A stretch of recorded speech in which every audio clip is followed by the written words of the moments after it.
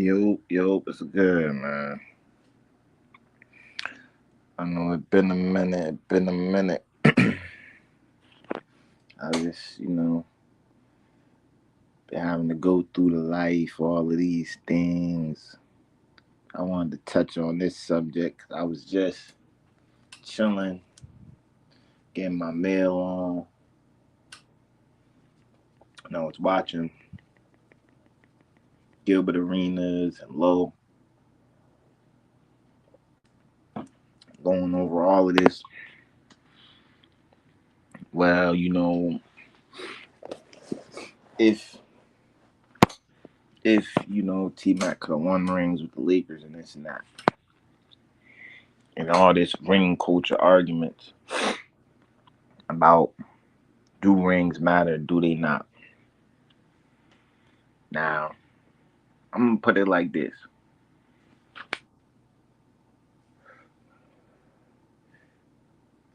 Rings, without doing too much hypotheticals, rings is like the icing on the cake. You feel me? It's the icing on the cake. So it's like if you take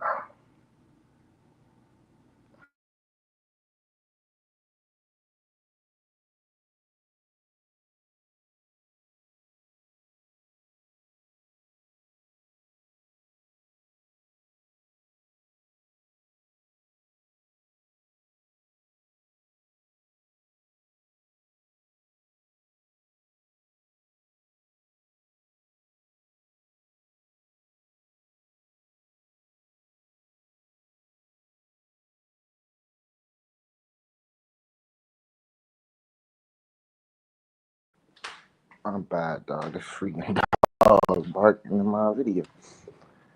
Alright, let me just get my shit out. All at one time. As I was saying, rings is just like whipped cream.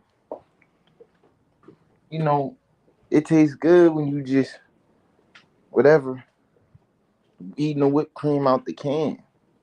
But it's much better when you could put it on a dessert or on some cake or something like that, some ice cream, a sundae, banana split or whatever. So it's like, of course, it's not everything. Obviously, you got dudes who was playing on the Warriors teams, who was playing on the Lakers team. Like, you're not gonna say, nobody's not saying Derek Fisher is better than D Rose or this guy is better than that guy. And the statement that's being made that, oh, the rings is the number two or the number three option don't matter is a lie. Because there's so many guys whose numbers are not super high that are in the top 75 because of them having rings. There's literally only two guys, Michael Jordan and LeBron, who have been the number one and won the finals MVP every time they won. Every other player that has a multitude of rings, somebody else on those runs or in their careers has won a finals MVP. So, you know, that's not the point. You just have to be a great player. If you're a great player, you're going to get noticed whether you do or don't have a ring. Now, the story along with it, the journey you take is what matters. A lot of these guys don't realize it's like, I get it when you had a historic career and they just trying to get a ring. When Gary Payton and Karl Malone just jumped on the Lakers, yeah, they got a ring, but people don't even remember it. People don't even, you feel me? Like, it's like people remember it, but it'd be like people want to see you get a ring in a meaningful role, or at least be a six man. People want to, more than anything, the rings that matter the most is when you're starting or when you're the guy, because the journey that's being blazed in the moments. But that's not to say that the guys that's the second guy or the third guy don't have impactful moments. And it was like they were having in a conversation, they were talking about, yo, T Mac has done what Kobe did in the game 7 against Portland. Cause he has did, you know, what Kobe did in the Pacers finals. And who knows? I'm not trying to take nothing from T Mac. I think if you put him on a team with Shaq for those beginning years, I think yeah, he gets some rings. But knowing how his career actually went and knowing he was breaking down around that, you know, '07 and 2010 and all of those years, I don't think bro is taking the Lakers as far as Kobe took them. And I'm not trying to compare them per se. I'm just saying if he was on the Lakers, if he was on the Spurs, I don't know who you got to swap him out with. Man, Gilbert Arenas kept saying Bruce Bowen. Nah, you got to make it balanced. He got to at least be, switch out Tony Parker, switch out Manu Ginobili or something. Because T-Mac is an all-world player, bro. And that's kind of why I put KD on here too, because it's like T-Mac could have did the KD. T-Mac is really KD before KD.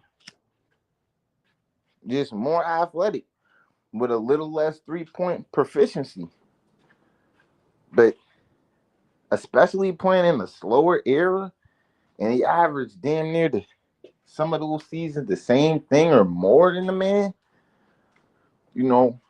He's the prototype, the 6'9" god, offensive demigod. But, it also comes with what your expectation is. You feel me? It's like somebody like Shea or somebody, even the love Halliburton getting. They got to get love because they was not expected to do this. You feel me? Kobe, he was, expected to be great. He came out high school. T-Mac, I wouldn't say he was expected to be as great as Cole, but he's a generational freak.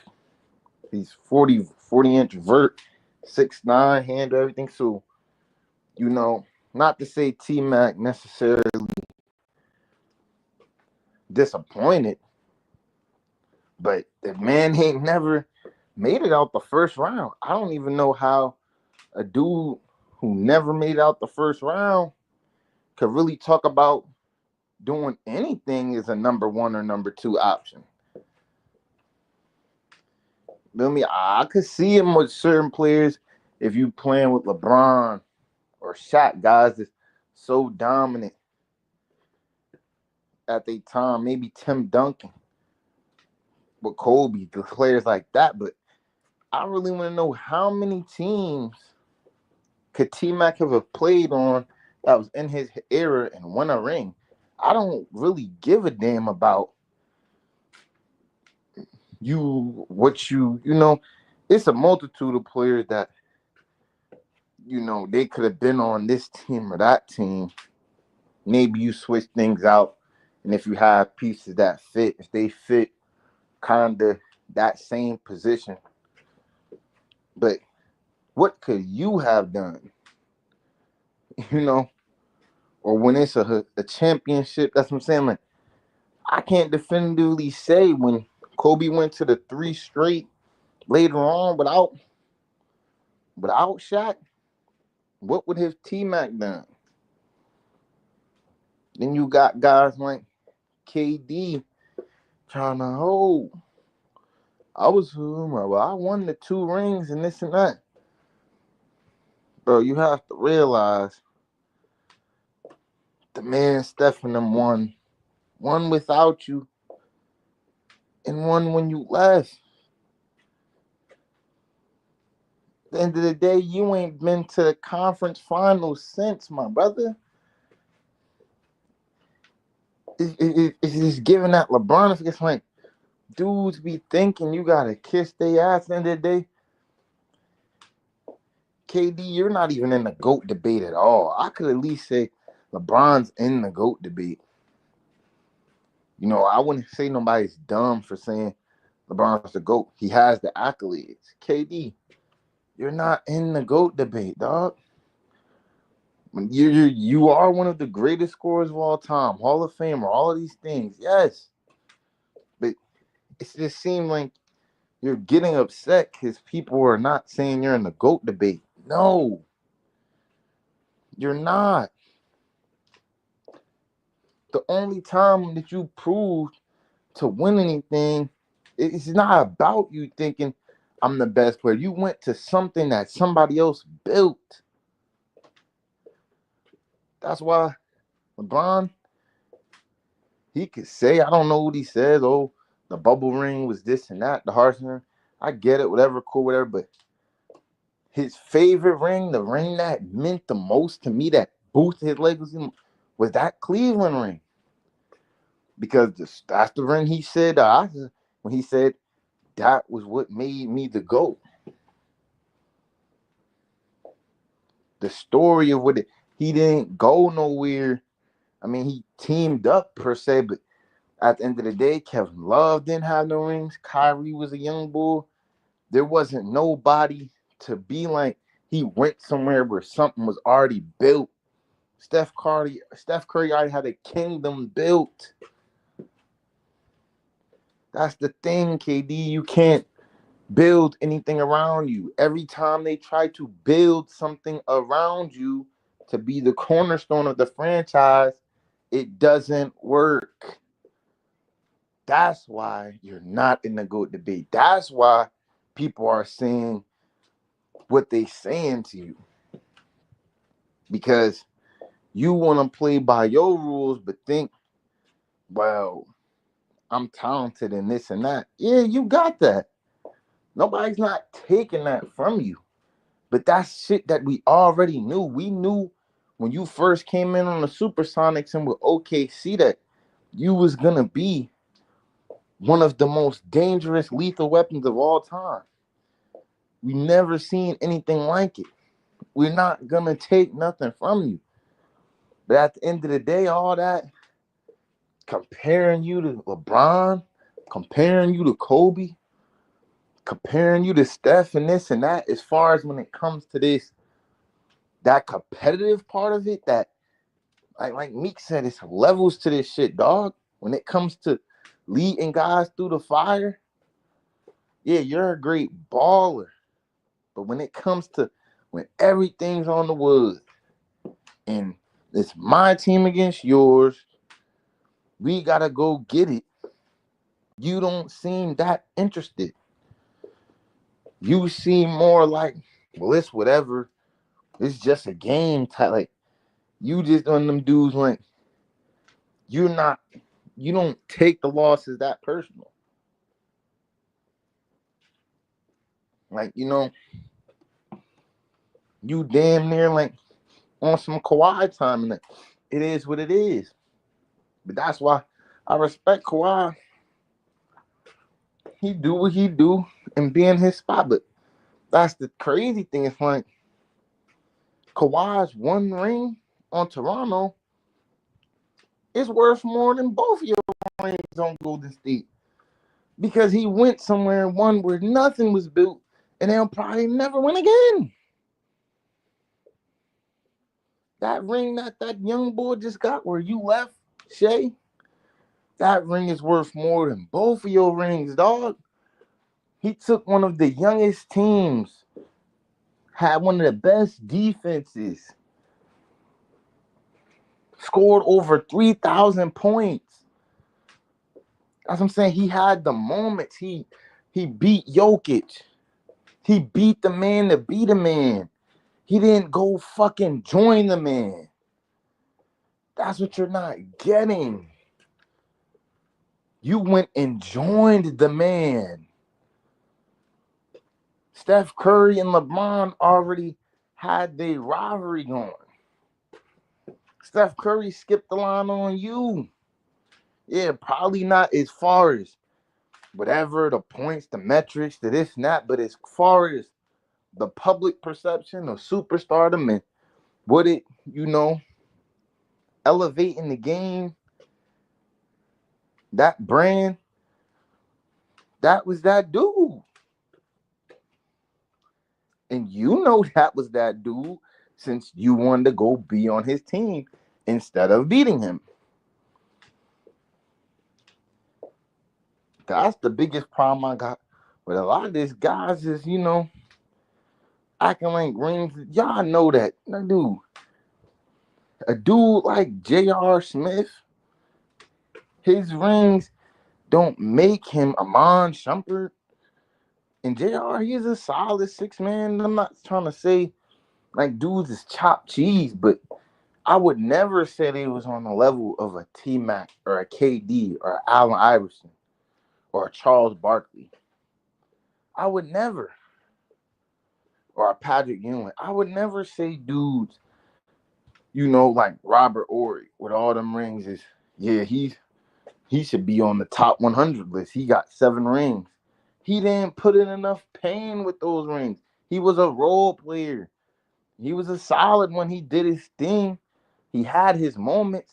He hit a big shot once upon a time, but we're not going to sit here and act like he's actually year in and year out putting in the work, putting in pain.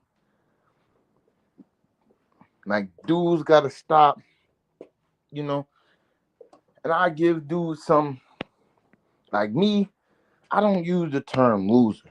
Just because, guys saying, oh, I don't like that one.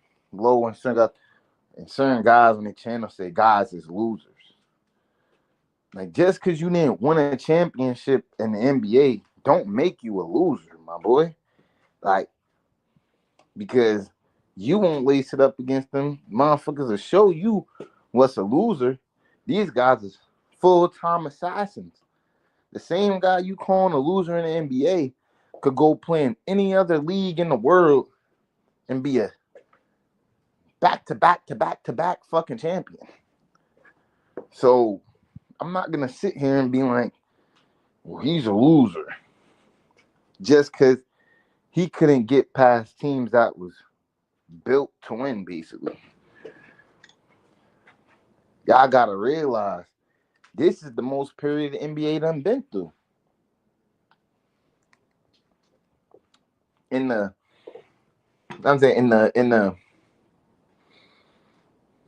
last freaking 30 years, if you don't count the last few years where Milwaukee and Denver and a lot of teams and Toronto been getting their first rings, it been like only the same 10 teams. Less than 10 teams that really won a ring. It's been the Lakers, the Spurs, and the Bulls. It's just been dynasties. So I get it from the perspective of what dudes is saying, but it's just like, to me, the question is more, could you get your own team and forge your own legacy? Because I agree that when you the number one guy, the ring hits a little harder. But it's all about also how you go about getting that ring and what are the circumstances and what's going on. We wouldn't talk about Magic the way we talk about him if Kareem, he won the one ring with Milwaukee, then he comes to the Lakers and Magic only gets 1 or 2 rings. Nah, the man got 5 rings and 9 finals appearances, dog. That's why we talk about him the way we talk, because he got to it. He went and got busy. Dudes got to realize when you so great, people was expecting you, another dude, Vince Carter. It's a lot of dudes who came across the league who we thought they was going to put in more pain than they did. Now, I could say at least Vince Carter made it to the finals. Like, to me, Vince Carter is greater than T-Mac. I don't know why he didn't stay and play with T-Mac. I think if they would have stayed in Toronto, they could have did something. That's a story for another day. But you feel me? This whole thing of like every time you bring up rings, people try to make it seem like it's the end all be all. No, it's usually just the deciding factor. If people don't really know nothing about a player that much, they just go with whoever won the ring. But you also have to go off statistical values too, and just why did they lose? What did they do after they lost and things of that nature? You can't just be like, well, the only thing I give KD with them championships is he won the finals MVP, and at the end of the day, they was projected number one, and he did what he was supposed to do. The only thing that could crush him is the same thing that crushed LeBron. The only thing that crushed LeBron I always took that wiped him out from the GOAT debate for me was 2011.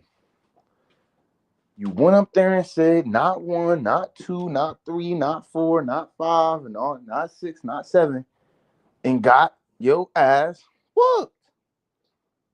Therefore, I don't want to hear nothing because you went and got all the guys you wanted, all the guys you needed, all that there wasn't no excuses for why you couldn't beat them boys.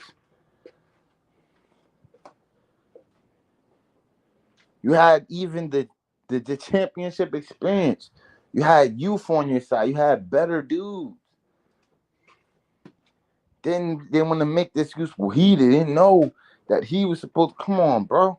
If you watch that whole season of what they was doing, so all of a sudden when the finals came, you just forgot the pecking order of how to freaking play. But when you was playing Boston and Chicago and all them other teams, you was going crazy.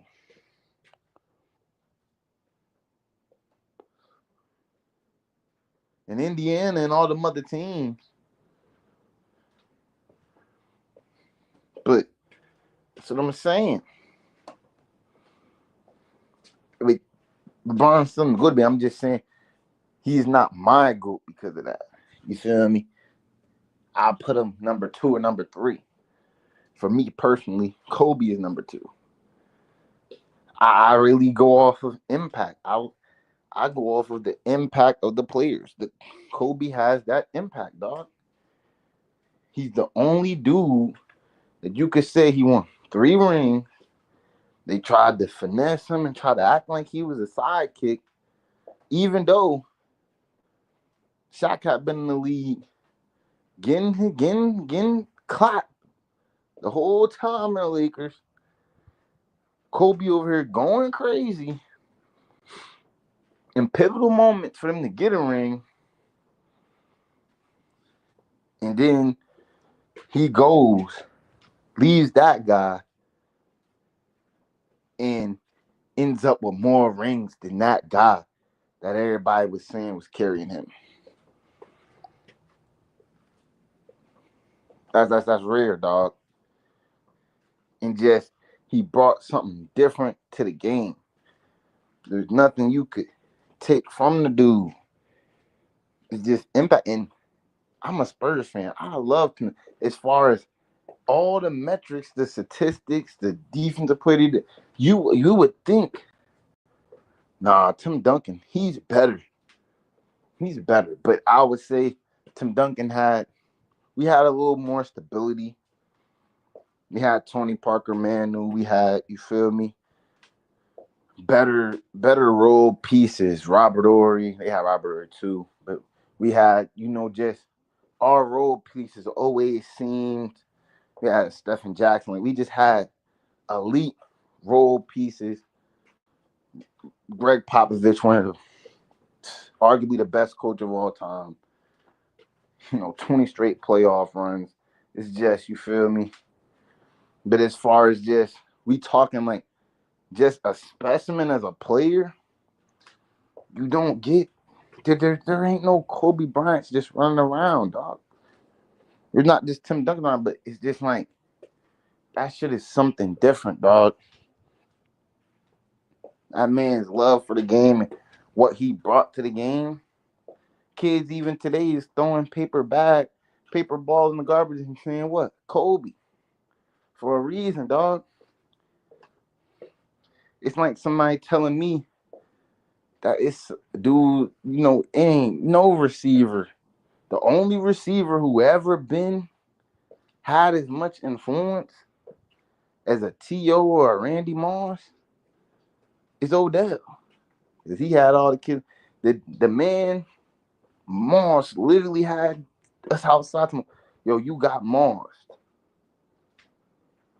Like, yo, he changed the entire game.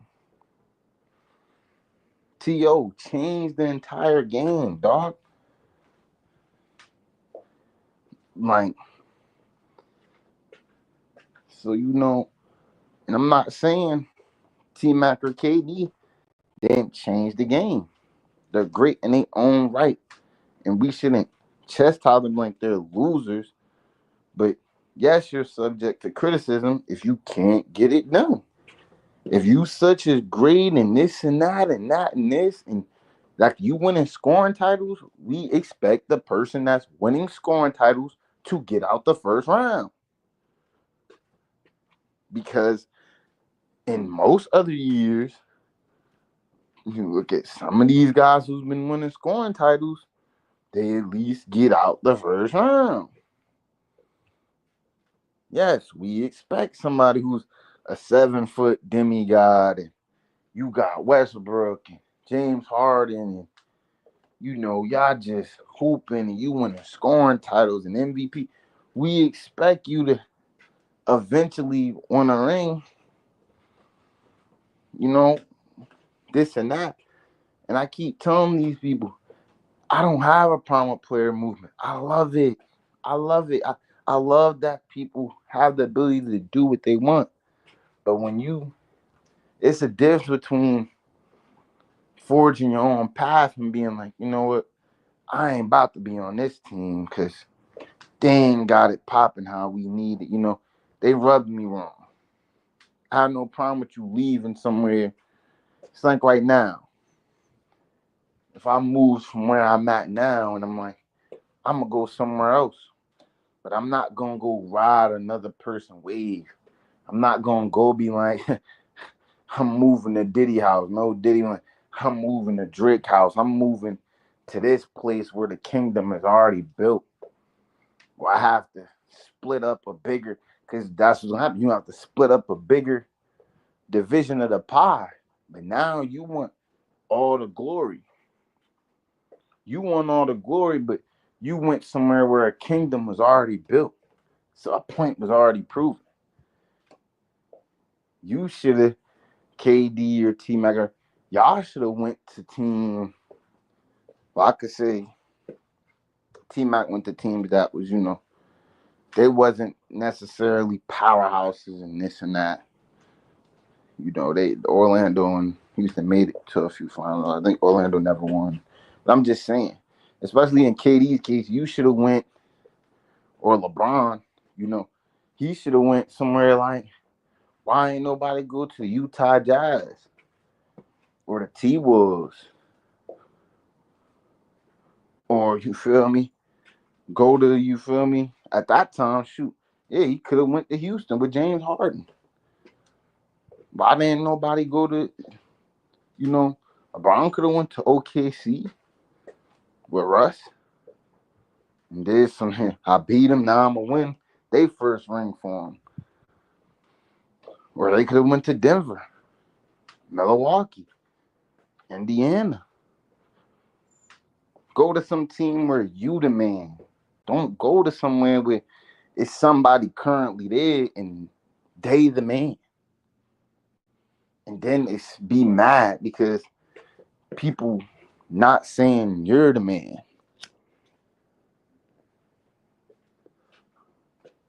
That's why LeBron felt so good when he went on because it was, you're the man. KD ain't get that feeling yet. They was talking spicy to cuz. Even when they won the rings, I would have left the first time that they won. They was talking straight spicy to cuz. On some type time in the where it was like, yeah, we ain't even need you. Like, all we needed you to do is cancel out LeBron, but that's all you is. Like, we already do this. I would have went and played with James Harden and beat the hell out of him. I'm like, so now who's the what? I'm the damn guy. Me and my son James Harden, we just came back and gave y'all the belt. So now what? That's what you should have did. You feel me? Spin that block and give people the belt. That's how a player movement should be going. Not you just, oh, I'm gonna go here. Then you want to go to Brooklyn. That would have been dope. You know, I had the quote unquote kind of super team, but that was the thing. I didn't think to be patient for starters. And number two, y'all got rid of so many y'all bench pieces. Then you made the same mistake going to the Sun that you have already learned in Brooklyn. And it's like you always trying to, well, now I'm gonna get low and go somewhere. You think you can make it. The Suns already made it to the championship. Why do you think you about to come over here and be the man? When you know damn well, if y'all win, Devin Booker's gonna be the man. Because he built it from brick by brick, from by brick by brick. Like, we can't just let dudes act like they could just jump on the squad and get all the credit when somebody else built this brick by brick.